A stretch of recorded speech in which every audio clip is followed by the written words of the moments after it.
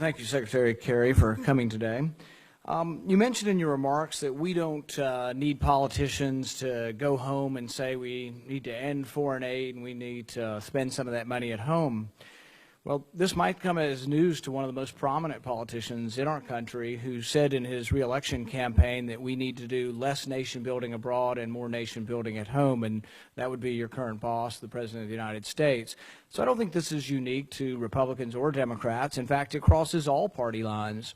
It's not me going home and creating an atmosphere where people are doubtful of foreign aid. It's that 80 to 90% of people are doubtful. We have 2 bridges in my state that are over 50 years old. The President came and I flew down with him to talk about rebuilding them. I'm in favor of replacing bridges and rebuilding our infrastructure. But at the same time, we seem to not have enough money to keep the doors open around here, not enough money to keep the touring of the White House open. This administration sent an extra $250 million to Egypt. Many of us find that offensive. We can't even run the basic functions of government, and yet we send an extra $250 million in addition to the $2 billion we already send over there. So many of us are offended by this. The question I have for you is, the Mubarak family is said to be worth more than $10 billion. Most people say that a lot of that money came from our foreign aid. Mobutu ruled for many, many years in Central Africa. He was said to be worth millions upon millions, if not billions of dollars. His wife was called Gucci Mobutu. She was famous for going to Paris and shopping for shoes with a Louis Vuitton bag full of $500,000 in cash to $1 million in cash. That money was looted from the American Treasury. There is all kinds of examples of theft and kleptocracy. There's examples of our foreign aid being used to buy tear gas in Egypt, used to spray on the Egyptian people. So I don't think it even buys the goodwill of the people, because often it's stolen by their leaders who are unpopular in their country. So I think it's often counterproductive. But I think we're missing the boat here if you think that we're stoking the fires and that the people don't already believe this. This is something that is already in the psyche of the people. People are upset about it, would rather spend money at home. But I'd like your comments on the President's position, but also on the idea of that a lot of foreign aid has been stolen by these leaders. Well, Senator, I think there's a difference between, some of the nation building that we've seen sometimes engaged in and good foreign aid programs that don't rise to the level necessarily of sort of nation building. But that's a quibbling probably, and we'll wind up arguing about the smaller issue rather than the larger one here. So let me try to frame it this way. Has some money been stolen? Absolutely.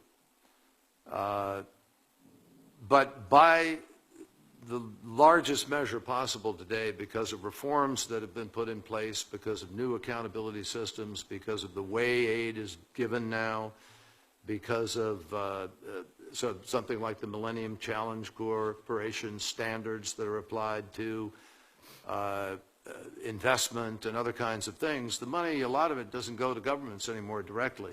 It goes into either the investment or into the project, and it's quite controlled. And that's one of the reforms that's been put into place. And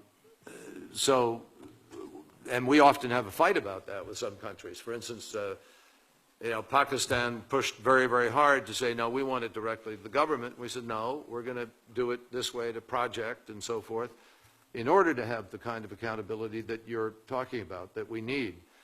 So historically, yeah, but some of the riches of people who have ripped off their own governments have not necessarily come from our aid. They've come from stealing from the revenues of their oil, or selling the diamonds and the rubies that they have in their resource-rich, mines. And there are plenty of ways that people have enriched themselves in some countries to the adversity of their people. That's something we fight. I mean, that is also part of what our foreign policy and investments try to change, is installing rule of law, is trying to help with a justice system, create accountability for those things. But nevertheless, we kept sending money to Mobutu for years and Mubarak for years, despite evidence that they were stealing it.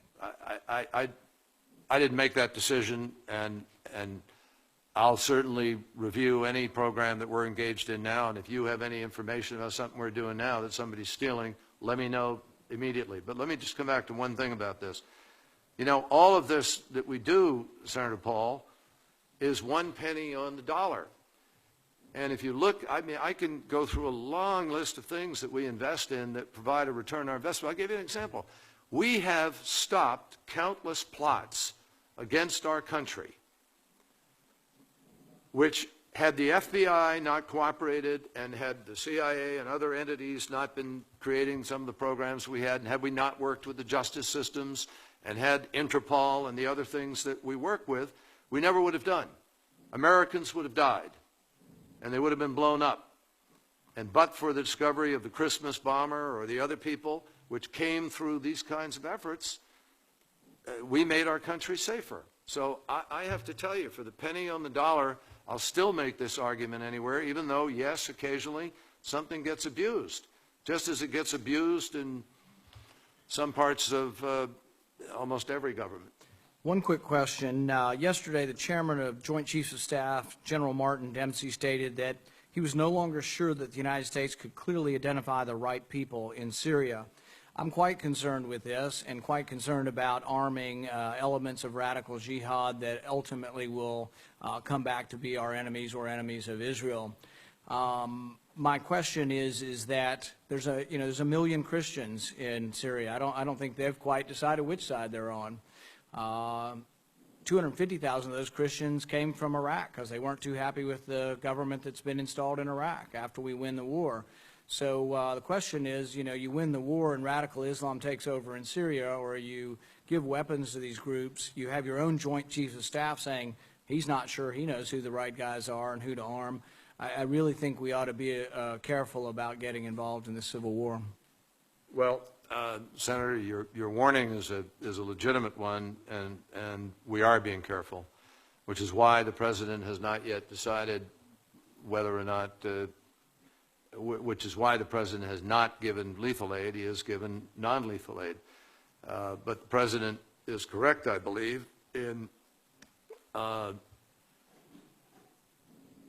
his determination that President Assad can no longer represent the people of that country, and that the Syrian opposition is the broad-based international entity that is representative of the real aspirations of the Syrian people. Now, that's a different determination from actually deciding you can protect who's getting what. I've had conversations with General Dempsey, obviously, and I read his quote. I saw what he said. I think he really said, we're not certain we can do that yet, but we have to make certain, or we have to be sure. And that's exactly what we do have to do, and that's exactly what we're engaged in. That's why I have this meeting that I'm going to in Istanbul on the weekend. And a lot of discussion is taking place to be certain of that determination. I think what he's really saying is be sure before you make the decision, and he's right, and that's what we're trying to do. Thank you.